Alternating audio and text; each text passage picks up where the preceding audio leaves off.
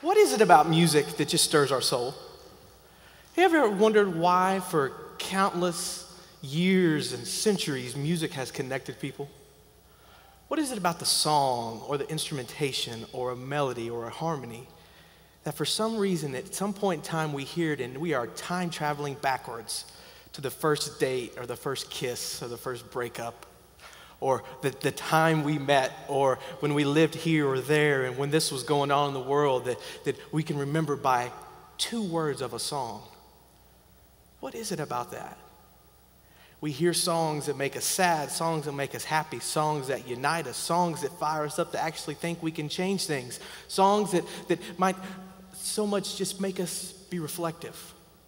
I mean, when I'm having a bad day, there's nothing like Journey, right? I just love to hear some Journey, okay? I mean, I just need Journey. And when I'm mad at the world, I want a good country song that's like getting mad at somebody, okay? And you know, like if I'd really want to like, feel good, I might just put some soothing like Beethoven on.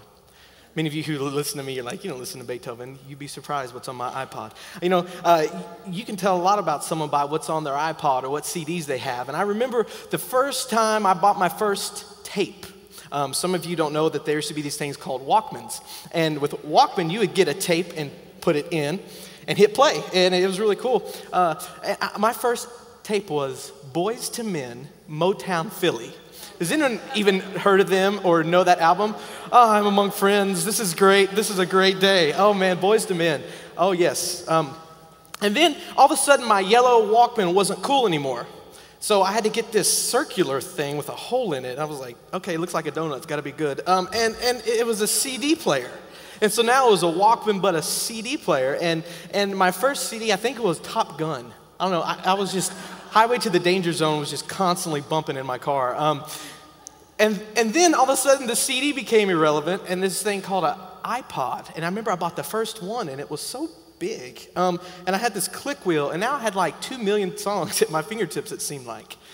We have songs, and before that I heard there was these things called vinyl, maybe? I haven't really seen much of that, and it's this big circular thing that you really can't carry a whole lot with you. And then rumor has it that there is this thing called a 8-track. And I don't know what it is, but supposedly that if you wanted to hear a song again, you had to drive around a couple of blocks to go to the grocery store or something, you know?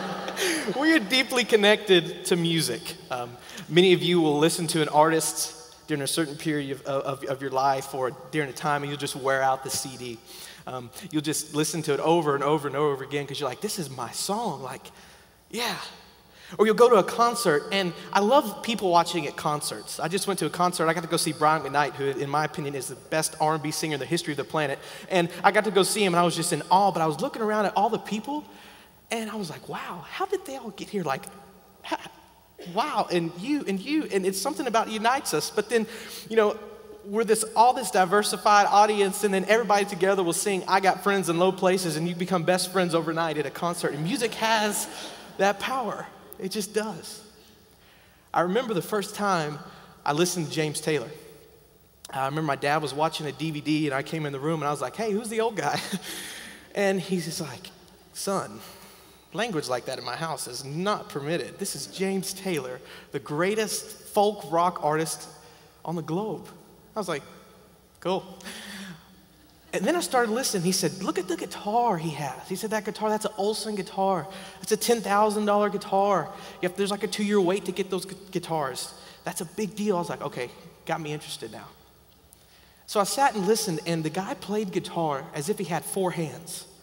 And I'm watching him play, and he starts off with this, how sweet it is to be loved by you. I was like, all right, I kind of like it. And then he takes a detour in the concert and sings this fire and rain. I've seen fire, I've seen rain, I've seen sunny days that I thought would never end. I'm like, oh, he's deep, I like. And then he went to this, gone to Carolina in my mind. I was like, in my mind, I'm gone to Carolina. I was like, is that a girl or is that the state? And then he sang this song about Copper Line. I didn't know what that was about, but it just sounded cool. So by then, I'm into the James Taylor thing. And then topped it off with how sweet it is to be loved by you. I mean, that's just a great song. James Taylor was born in 1946, Massachusetts, and part of a musical family growing up, and by the age of his teenage years, had some mental issues and some struggles that he was really deeply burdened with. And it says that he used to go into the parks to play the guitar to ward off depression. That if you wanted to find him, you could find him in the parks playing guitar. Later on, he said that these illnesses, these struggles, these really are just a part of who I am and how I'm made up. That in his songs and interwoven in these songs is full of gloom and depression, but then sunny days and brightness. And that's what we get to when we see the song, You've Got a Friend, the 1971 hit, the cover of Carole King's classic off her album. And we see that it's blended with this gloom and darkness, but then hope and light. And as Christians, as followers of God, we look in music, and we find truth in music because we're looking for truth everywhere. One writer said it best. He said that all truth is God's truth, and we are to be collectors of truth. And if we can go find truth, we can go and we claim it. We find a story that is true and rings true. We're able to claim it and make it our story. And that's why we resonate with James Taylor so much. He's had 6 Grammys. His 1976 Greatest Hits album has sold over 11 million copies. They certified it diamond.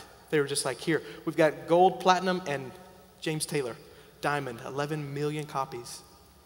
The song for today, You've Got a Friend, comes off the 1971 album that he released right after Sweet Baby James, called Mudslide Slim, suspenders included. And it was the biggest hit on this album. Has anyone ever owned this album or have it? There we go. Okay, yeah, there we go. Those in the back. That's great. I'm so excited that people know about James Taylor. I was talking to some of the students. I was like, you got to come to church the next couple of weeks. We're looking at James Taylor. And they said, who? I was like, is he on Rock Band? No, he's not on Guitar Hero. And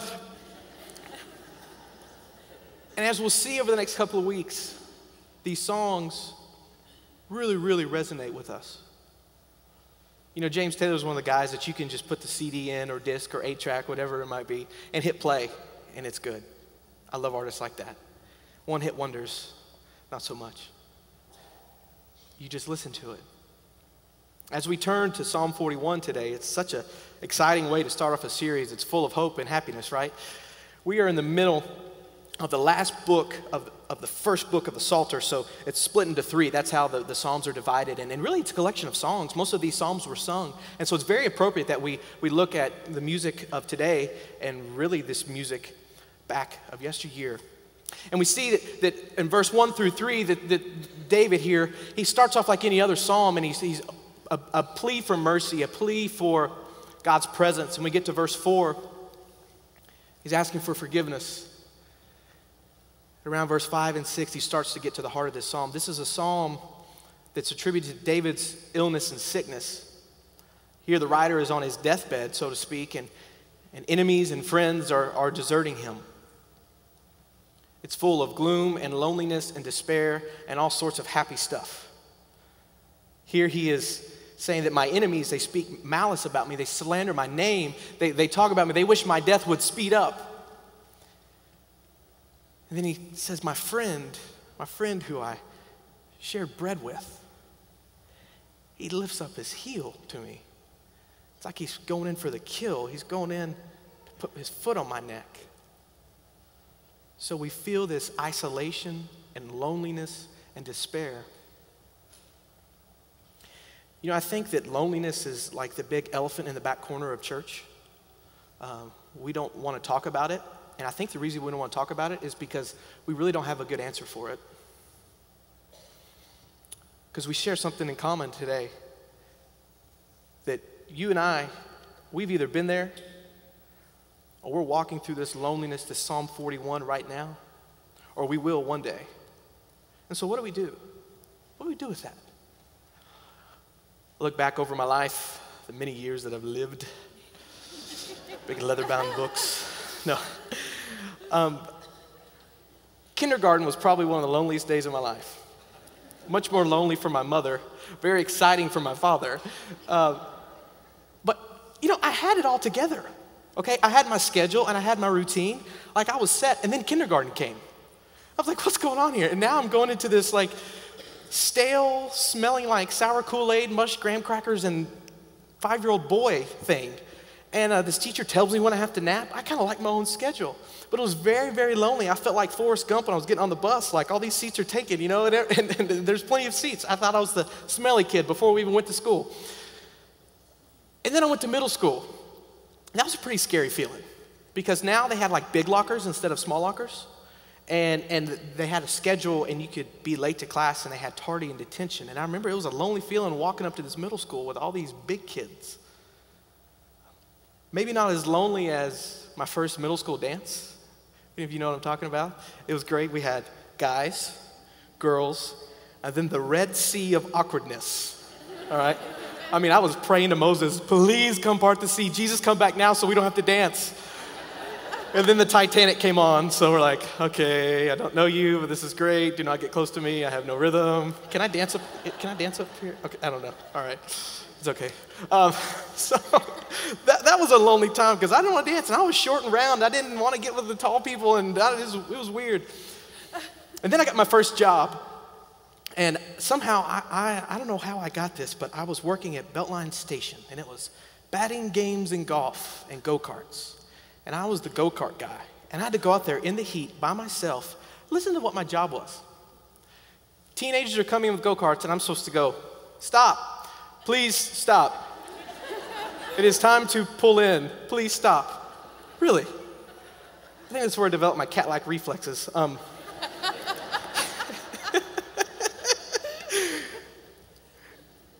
then the first night of college, the first night in the dorm. Y'all remember that? Remember how it was? I was lonely.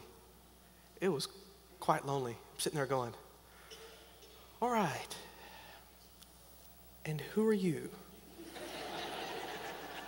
A year of this. All right. And I was thinking, I don't have to get up in the morning. This is kind of nice, but it's still lonely.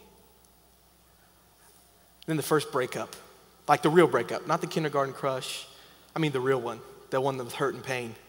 Y'all remember how that felt?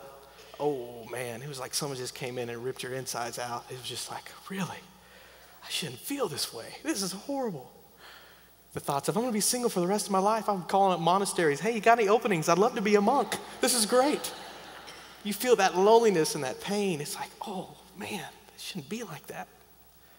Annie Lennox was true. Walking on love is, being in love is like walking on broken glass. I'm feeling it right now. Thanks, Annie. And then when you lose a family member, the feeling that you feel is really indescribable. It's like this void, this emptiness comes in. And you're so lonely. I think if we were to be honest today, this place is filled with people that are experiencing loneliness at some level. And this is what we try to do. We've been told if you have this pain, if this Psalm 41 type day comes upon you, you've got to avoid it. You've got to do whatever it takes to get it out of your system. I mean, almost like if you had enough faith, you really wouldn't be lonely, right? And that's definitely not the case, because here we see that David, who's called a man after God's own heart, is struck with this loneliness and feeling deserted and all alone. He's crying out to God. And so what we do is we try to fill it with so much stuff. We try to go and we say, oh, if I can be busy, or if I can buy this or buy that, or hang out with that person or be with them, if I can go and fill the space. We like to have so much white noise in our background that it can drown out the loneliness. But if we're really honest, it's still there. It's still there. It's this aching of our soul. I think that James Taylor, Carole King, whoever had in mind Psalm 41, they probably didn't. I'm just speculating here, so don't quote me. But Psalm 41 sounds a whole lot like the opening verse of You've Got a Friend. He says, when you're down and troubled, when you need a helping hand,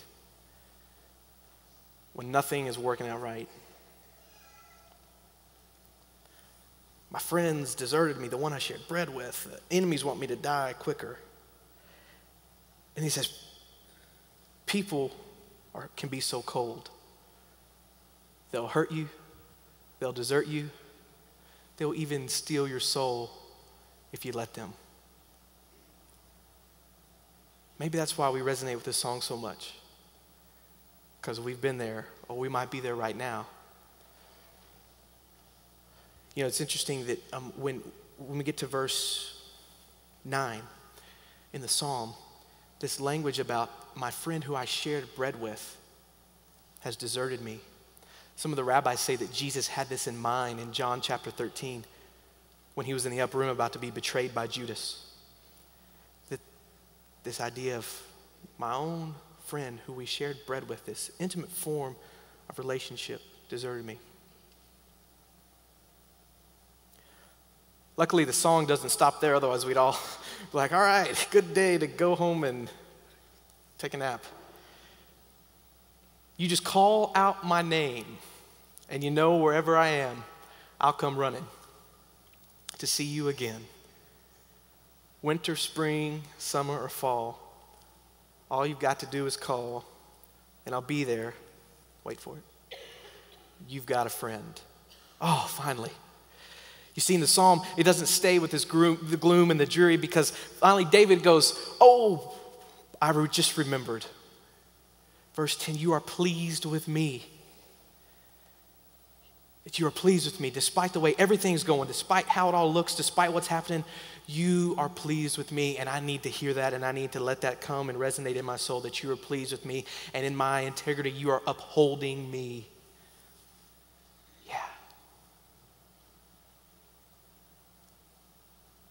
My integrity, you're upholding me. I love the way that Jesus changes the way we view God. Just puts a little tweak on it. We see in the Old Testament that God was seen as far off, distant, very holy, very, very so much that you wouldn't even speak his name. We have this weird encounter where we see that Abraham was called a friend of God. And then we don't really hear a whole lot more about that. And in John chapter 15, Jesus is coming to his disciples and the cross is fully in view. In John chapter 14, he's sitting there and is basically saying, I'm going somewhere and you're not going to be able to go with me. But I'm leaving you a helper like me to stay with you. And so they're already confused. He opens with one of the most poignant phrases in the New Testament. Greater love has no one than this, that they lay down their life for their friend. Then 2 verses later, he comes full circle with it and says, I no longer call you servants, but I call you friend, because I've made known to you the will of the Father. Now, we've heard this a lot, and we've grown up singing Jesus loves me and what a friend we have in Jesus, so it can fall on ears that might not really, really recognize how powerful this is. And we have Jesus as my homeboy shirts and all these different things. But to the first century readers and the disciples there, this was huge. Like, now we're friends. And we see this little spots of this all throughout Jesus' teaching. I mean, remember the scene with Lazarus? This was the first verse I ever memorized where Jesus wept. And because his friend, I love him. His friend was dead. And the biggest knock on Jesus was that he was a friend of Pharisees and tax collectors and sinners. And so we see this image portrayed through Jesus as friend. Now, he's not just friend, but he is friend. What comes to mind when you think of God? When you think of the person of Jesus, what comes to your mind? What image? What metaphor? I think friend is one that should. Because it makes sense, because he was coming to change things. He was trying to move religion to more relationship. And you're in a relationship with friends. I mean, I have my best friend of like 12 years, and we're weird. I mean, we can talk, and we don't have to carry on conversations. We got like ESPN. It's awesome. I mean, we are just together, and we know each other, what they're going to do before. We know what each other we're going to do before we do it. And I know how to order for them. I mean, it's like two things. You either go to Chick-fil-A and get a number 1 with no pickles with cheese, or you either go to Taco Bueno number 5, no lettuce or tomato. I mean, it's pretty simple, right? We just know what each other's gonna do. And here, Jesus is saying, no. It used to be like far off, standoffish, like, the whole religious thing, but now it's moving to a relationship, and this relationship is centered around this friendship. And I showed you how much I care about you through my death on the cross. Ultimate form of love, the most loving act in the history of mankind was seen through the cross.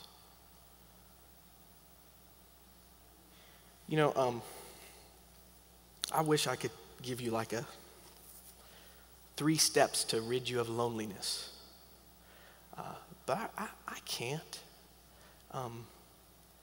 And the other day I was working on this, and I woke up, and I'm not a morning person. I don't know if any of y'all have been blessed with the spiritual gift of morningness, but I haven't. Starbucks, that does not, it just doesn't work, okay? I'm just there. And so I woke up, and I had this heavy feeling of loneliness come over me.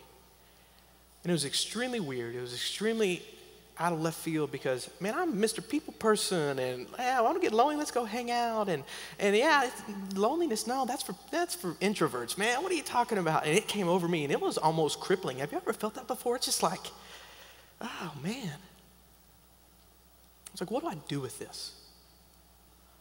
Me and God, we had some issues. I'm like, hey, come on, what's the deal?